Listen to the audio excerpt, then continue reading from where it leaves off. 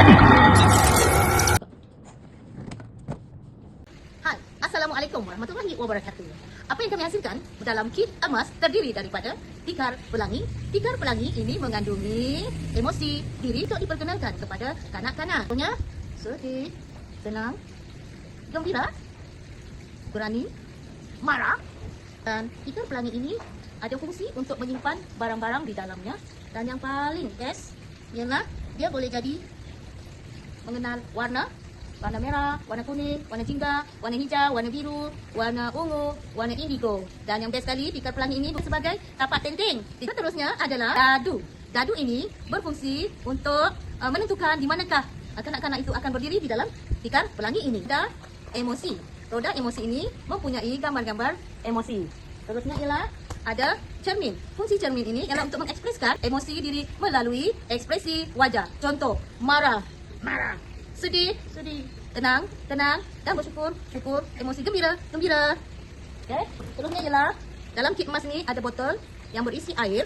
Bila digoncang perlahan-lahan, dia akan bertukar warna mengikut warna yang ada pada penutup botol ini. Di penutup botol ini pula ada gambar emosi diri. Contoh yang ni gembira. Dan ada kad bacaan, kad arahan yang pelbagai guna. Okay.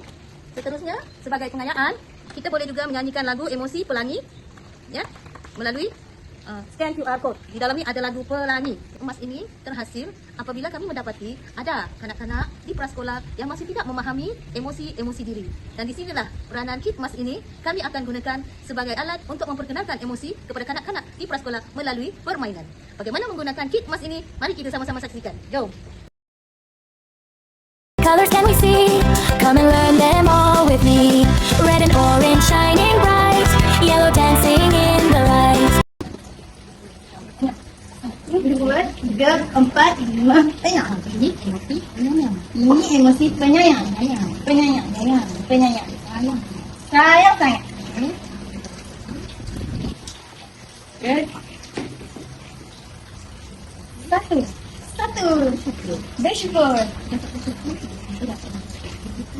Bersyukur sangat. Okey, pusing roda. Okey, pusing. Awak dapat apa? Marah. Okey, marah, buat muka marah. Marah, kalau awak marah, muka marah. Marah. Okey, mana satu muka marah yang sama dengan ni? Yang ni. Okey, yang itu. Sekarang awak marah kan? Awak goncang ni dalam perasaan marah awak goncang. Marah ni. Goncang. Tengok dia jadi warna apa? Merah. Warna merah tu, tinggal awak marah tu. Jadi kalau awak marah, macam mana boleh marah? Kalau kawan panggil ambil pensel awak tanpa kebenaran, ada tak perasaan ni? Saya marah. Jadi kalau awak marah, pukul kawan tak? Pukul. Lain kali jangan pukul kawan. Awak kena tarik nafas, hembus. Tarik nafas, hembus. Tarik nafas, hembus. Kemudian cakap elok-elok dengan kawan. Boleh? Macam mana perasaan marah? Marah.